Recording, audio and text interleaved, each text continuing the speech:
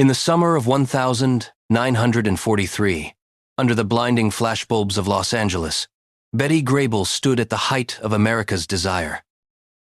Her legs were insured for $1 million, a symbol of perfection in a world at war. Soldiers carried her photograph across oceans, dreaming of the smile that promised home. But behind that flawless grin was a woman crumbling under control, exhaustion, and heartbreak. Her mother had built her, Hollywood had owned her, and fame had devoured what was left. Nights blurred into pills and silence, love into betrayal and smoke. Beneath the glitter of Fox Studios, Betty began to fade. A golden dream burning itself alive. Her story is not one of glamour, but of sacrifice, manipulation, and the slow decay of innocence. This is the untold truth of Betty Grable. Welcome to Hollywood Mysteries. She was born Elizabeth Ruth Grable in St. Paul, Louis, Missouri. A name far too ordinary for a woman destined to become the most photographed face of World War II. But her story didn't begin with lights and cameras. It began in the shadow of a mother's unfulfilled dream. Lillian Grable was a woman of fierce ambition, one who saw Hollywood not as a dream but as a battlefield.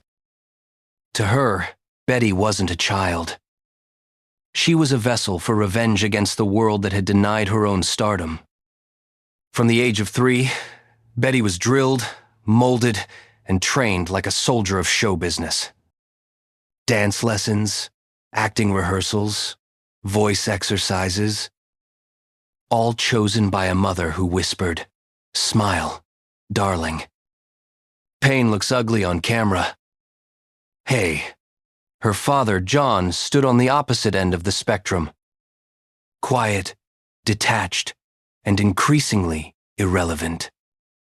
When Lillian decided to move Betty to Los Angeles, John did not protest. He stayed behind, watching as his wife and youngest daughter vanished toward California. That absence would become one of the first wounds Betty would carry, the pain of being chosen for something, not by someone. At 12, Betty's childhood ended. Lillian, desperate to get her daughter into the studios, lied about her age, claiming she was 15 to bypass Hollywood's strict child labor laws. It was the first of many fabrications that would define Betty's early life. A pattern of manipulation disguised as opportunity. The lie worked. By 13, she was appearing in short films and chorus lines, surrounded by adult dancers, costumers, and men who looked at her with a hunger she did not yet understand. The pressure was relentless. Lillian's temper became infamous among casting agents. If Betty stumbled in rehearsal, she would feel the sting of her mother's voice. Sharp and merciless. "Do you know what I gave up for you?" Lillian would hiss backstage. One former dance instructor recalled the look in Betty's eyes after a particularly cruel outburst. She didn't cry. She just stopped breathing for a moment, as if she was learning how to disappear. Thus, years later, Betty would describe her mother as the driving force in her life. A polite euphemism for what was, in truth, a cycle of control. Lillian managed her contracts, chose her friends, and monitored her appearance with military precision. Her weight, her posture, her laugh, all calculated. Every inch of her daughter's body became a commodity. And yet, paradoxically, Lillian's obsession worked. Betty's legs, long, symmetrical, almost unnaturally perfect, became her golden ticket. Fox Studios would later insure them for $1 million, a publicity stunt that made her a national fantasy. But the irony was cruel. The same body that gave her power also imprisoned her. She would forever be defined by her physicality, never by her mind or her soul. Behind the glamour, her psyche began to fracture. Friends from her early studio days recalled her recurring nightmares. Being chased through empty sound stages, unable to find a door. Doctors later noted that she suffered from bouts of mild somnambulism, sleepwalking, and an acute fear of crowds. How ironic that the woman adored by millions was terrified of being seen. The studios noticed the cracks. In private memos, executives described her as high-strung and difficult to manage, code words for a woman collapsing under expectation. But the machine kept turning. Each time Betty faltered, Lillian would remind her, "I suffered agonies bringing you into this world. Don't you dare let me down again." That line, that curse, became the echo that followed Betty for life. By her late teens, Betty had learned how to survive in silence. She smiled on cue, laughed when told, flirted when necessary. Hollywood loved her compliance. They mistook it for charm. But inside, she was learning a darker truth. That in this industry, obedience was currency, and innocence was collateral damage. There's an unspoken tragedy in the making of a star. To rise, something pure must die. For Betty Grable, it was her sense of self. By the time America knew her name, the little girl from St. Tame, Louis had vanished completely, replaced by a creation that her mother, her studio, and her audience demanded. And somewhere inside that perfect smile, the first cracks of a lifetime's pain had already begun to show. By the early 1940 seconds, Betty Grable had become the heartbeat of America's war dream. Her name glittered across the marquees of 20th Century Fox.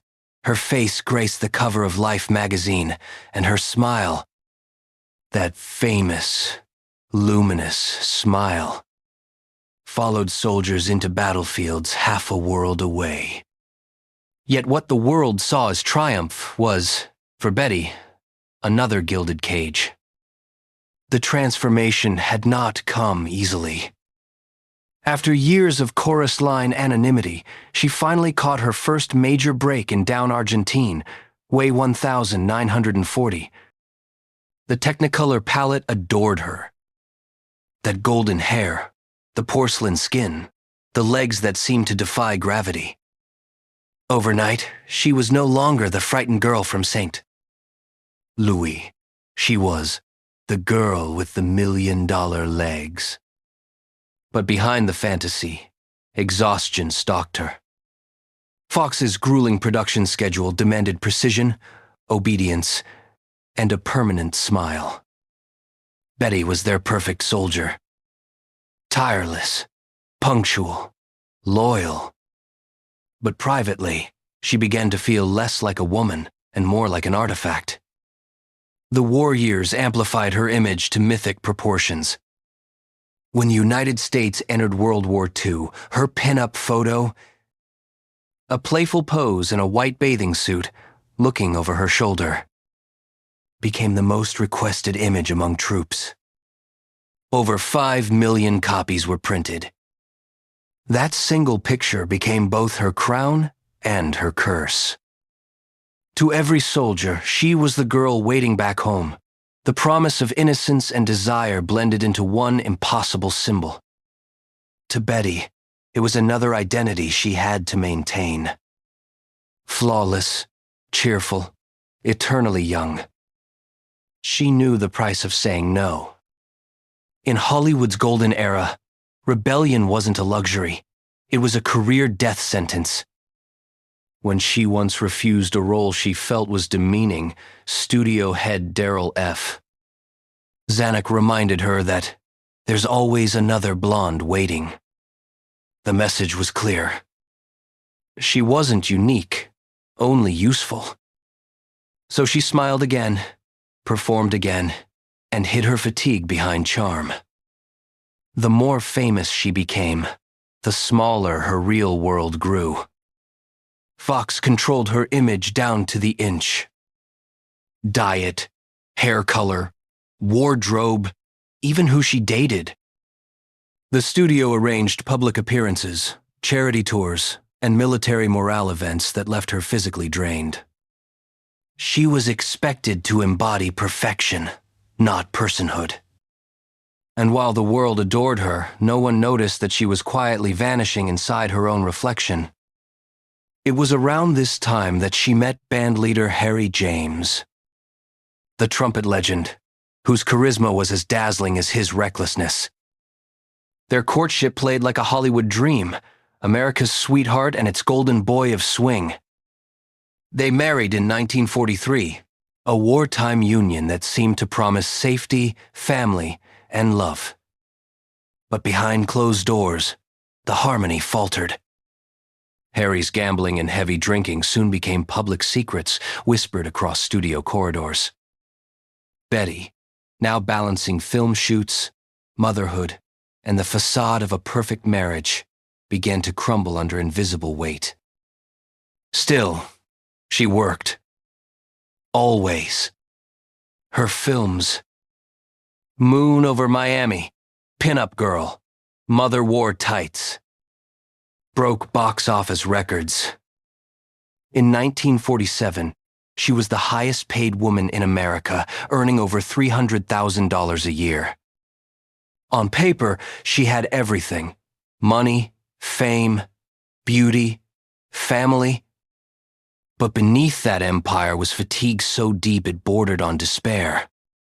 Friends recalled her staring blankly at her reflection between takes, murmuring, "I don't even know who's looking back at me."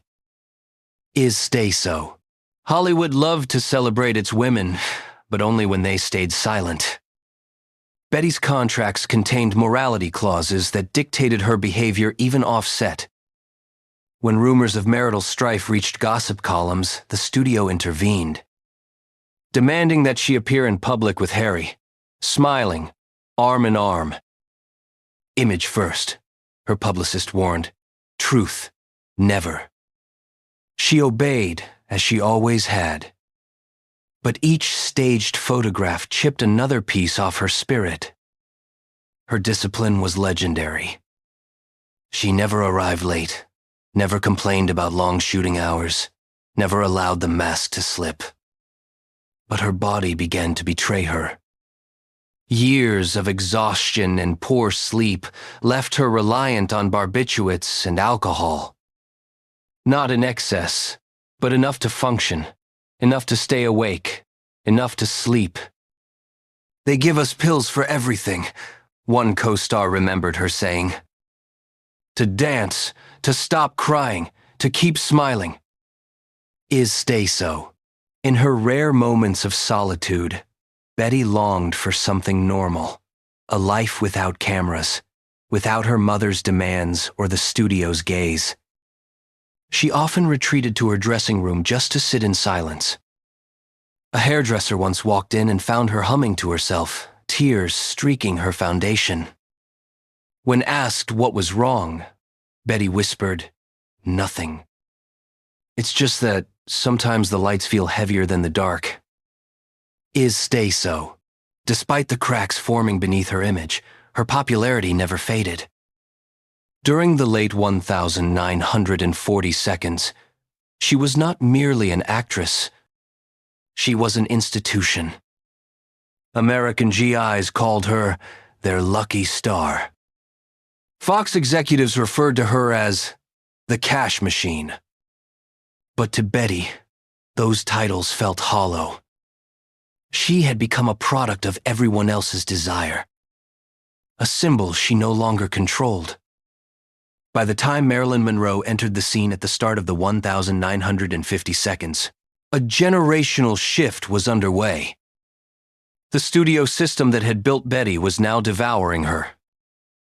Younger, bolder faces were replacing the icons of the war era. Monroe herself once said she looked up to Grable, calling her a warm, wonderful person. Betty smiled at the compliment, but privately confessed to a friend, "She's what I used to be, and what they'll bury me as." I gotta face a tearing. The sacrifice of fame wasn't just physical or emotional. It was existential. Every applause felt like a farewell, every photograph like a tombstone for another piece of herself. When she walked off a soundstage for the last time in the early 1950 seconds, the silence that followed wasn't peaceful. It was deafening. She had spent her life performing happiness. And now, she didn't know how to live without pretending. Her rise had been glorious, but the cost was irreversible. The little girl from Missouri had fulfilled her mother's dream, her nation's fantasy, and her studio's greed. But no one had asked what she dreamed of. And when the lights finally dimmed, Betty Grable was left alone with the only truth Hollywood never wanted to see, that the woman who had made America smile no longer remembered what joy felt like. For the world, Betty Grable and Harry James were Hollywood's golden couple. The trumpet king and the pin-up queen, the glamorous duo who embodied America's post-war dream. But behind their radiant smiles and magazine covers lay a marriage built on cracks so deep, even love couldn't seal them. They met when the world was still burning. 1,942. He was already a star, his name synonymous with swing and champagne nights. She was the girl whose smile kept soldiers alive through black and white postcards. When Harry James played, the room vibrated. When Betty entered, it glowed. Their chemistry was undeniable. Two bright, reckless souls drawn together by the same addiction, applause. But fame, as always, demands a sacrifice. And theirs would be each other. At first, Betty found in Harry what she had never known: laughter, spontaneity, the illusion of being loved without conditions. He adored her energy, her optimism, her loyalty. But Harry's charm came with shadows. He drank too much, gambled obsessively, and collected women the way others collected records. The world adored his music, but it was his silence that destroyed their home. The first cracks appeared quietly. Late-night rehearsals that bled into morning absences. Bank accounts drained without explanation. When Betty confronted him, Harry smiled that disarming musician's smile and said, "Don't worry, baby. It's all part of the act." But the act never stopped. By 1946, rumors swirled across studio lots. Affairs, debts, and whispered fights that even the studio's publicity team couldn't conceal. Fox executives begged her to keep up appearances. America needed its sweetheart unblemished, not broken. And so she smiled for the cameras again, diamonds on her wrist, bruises on her heart. Friends would later recall the dinner parties. Betty pouring drinks for guests while Harry flirted openly across the table. She laughed too loudly, moved too quickly, desperate to hold the illusion together. She wasn't hosting, one friend said. She was performing. The emotional cruelty cut deeper than betrayal. Harry's words could slice through her composure with surgical precision. "You'd be nothing without those legs," he once snapped during an argument. It was a line she never forgot. Years later, when her career waned and the studio replaced her with younger stars, she would repeat those words to herself in the mirror. Not as an insult, but as a prophecy fulfilled. Their daughters, Victoria and Jessica, became witnesses to the collapse. Tiny souls, growing up in a home that alternated between laughter and rage. Betty tried to hide the chaos behind normal routines: breakfast pancakes, bedtime kisses, nursery rhymes over the sound of jazz rehearsals echoing from downstairs. But children can sense when love becomes war. Harry's infidelities became an open secret. Actresses, dancers, waitresses. He left trails of perfume and unpaid bills wherever he went. Once, when Betty confronted a woman rumored to be his lover, the woman sneered. "He said you'd forgive him." "You always do." That was the night Betty smashed a glass against the wall and locked herself in the bathroom, sobbing until dawn. Her mother, Lillian, reappeared like a ghost during these years, always ready to remind Betty that she had warned her. "Men like him never stay," she'd say coldly. "But you chose him. You always choose wrong." To Lillian, every heartbreak was proof of control regained. To Betty, it was another chain tightening around her. By the early 1950s, their marriage had become a performance. A carefully choreographed lie. Publicly, they were radiant. Privately, they were exhausted. He sank deeper into gambling debts, she into anxiety and insomnia. Hollywood's golden couple was bleeding in silence. Betty began seeking refuge in her work again. Regional theater, nightclub performances, television appearances. Anything to remind herself that she still existed beyond the walls of that house. But the applause no longer healed. It merely postponed the inevitable. In 1953, Harry's debts caught up with them. The IRS seized assets, tabloids printed headlines of scandal, and the fairy tale officially disintegrated. Betty, who had built a career on loyalty, finally walked away.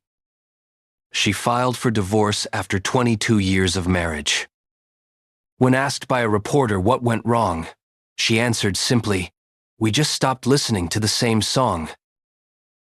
Black. Yet even in heartbreak, she couldn't escape the weight of expectation. The press painted her as the tragic housewife who couldn't tame the jazz genius. No one wrote about the sleepless nights, the panic attacks, or the way she kept Harry's trumpet on the piano long after he'd gone. Not as a memory, but as a warning. After the divorce, her circle of friends noticed a change. The once sparkling Betty became quieter, more fragile. "She used to light up a room," one colleague said. Now it looked like she was searching for the exit. She began avoiding social gatherings, declining interviews, slipping away from the public eye. But Hollywood doesn't forgive absence. It replaces it. Younger blondes. Monroe, Mansfield, Bardot filled the screen, each one echoing something Betty had once been. She watched silently as her own reflection multiplied, distorted, replaced. When Monroe's fame exploded, reporters asked Betty if she felt threatened. Her answer was gracious, but tinged with sorrow. "Honey, go and get yours. I had mine." Black. Behind that generosity lay resignation. She knew what the cameras could never capture. That every Hollywood story ends the same way. The applause fades, the audience leaves, and the lights turn cold. In the years that followed, Harry James tried to reconcile, then drifted back into the fog of addiction. Betty, though free on paper, remained haunted by the ghost of the life she'd built and lost.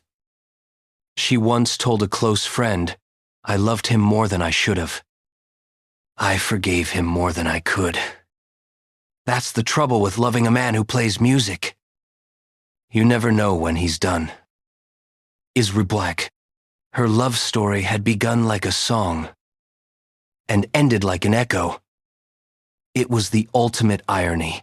The woman who taught America to dream of perfect romance had spent her life drowning in its ruin. And beneath the shimmer of her final curtain calls, Betty Grable carried a secret ache that not even fame, fortune, or forgiveness could silence. When the curtain finally fell on her golden years, Betty Grable did not collapse. She slowly disappeared. Hollywood had no ceremony for the fading of a star. It simply turned the lights towards someone younger. By the early 1960 seconds, her name still carried the shimmer of nostalgia, but the glamour had curdled into myth. She was no longer the girl with $1 million smile. She was the woman trying to remember who she had been beneath it. The decline came quietly, disguised as rest. After her divorce from Harry James in 1965, Betty withdrew from the spotlight. She told friends she was done chasing applause, yet her silence carried the heaviness of someone who had been defined entirely by it. Financial troubles mounted. Debts from years of supporting Harry's lifestyle and his gambling losses, combined with a dwindling income, forced her to take smaller stage and television roles. She toured nightclubs and small theaters, her voice trembling but her professionalism intact. "I still know how to hit my mark," she once said. "I just don't know why I still do." I know day, but the cracks were deepening. Years of chain smoking. A habit she picked up on film sets in the 1930 seconds, when cigarettes were handed out like candy, had begun to destroy her lungs. By her 50s, she was coughing blood, hiding it beneath makeup and rouge. Doctors urged her to stop smoking, to rest, to slow down. But how does one rest from a lifetime of performance? Betty brushed it off. "Everyone's dying of something," she joked bitterly. "At least I'll go out with lipstick on." I know day. Behind the bravado was terror. Her daughter spoke later of finding her sitting alone at night, chain-smoking in the dark, television flickering, surrounded by old fan letters. Sometimes she read them aloud. Words from soldiers, from men who had written her decades earlier, thanking her for helping them survive war. She kept them not as trophies, but as reminders that, once, she had mattered. When doctors diagnosed her with lung cancer in 1972, the news didn't shock her. "I always knew it would catch up," she told a close friend. But what stunned everyone was her reaction. She refused aggressive treatment. Radiation would damage her face. Chemotherapy would make her weak and unrecognizable. And Betty Grable, even in dying, couldn't bear to be seen as anything less than beautiful. "I've been a picture all my life," she said quietly. "I don't want them to remember me fading." I know day. Her decline was swift. By early 1973, she weighed barely 100 pounds. Yet she continued performing sporadically, appearing in Las Vegas and touring with stage productions like Guys and Dolls and Hello, Dolly. Every performance was a defiance of death, a gesture of stubborn grace. One reviewer wrote, "Her voice was softer now, her body frail, but when the lights hit her, something eternal lit up the stage." I know day. Still, the loneliness grew unbearable. Harry James, despite years of separation, returned briefly, visiting her bedside in Santa Monica. Witnesses described the moment as silent, almost surreal. The man who had once destroyed her spirit, now sitting beside her hospital bed, holding her hand in trembling guilt. He wept quietly. Betty, barely able to speak, smiled faintly and said, "Don't cry, Harry. You gave me music." It was the kind of forgiveness that only someone deeply wounded could offer. Her final months were marked by moments of eerie lucidity. Nurses recalled her waking from sleep to ask, "Is the camera still rolling?" Another time, she whispered, "Don't let them see me without the lights." Even at the edge of death, she was trapped in the illusion she had lived for decades.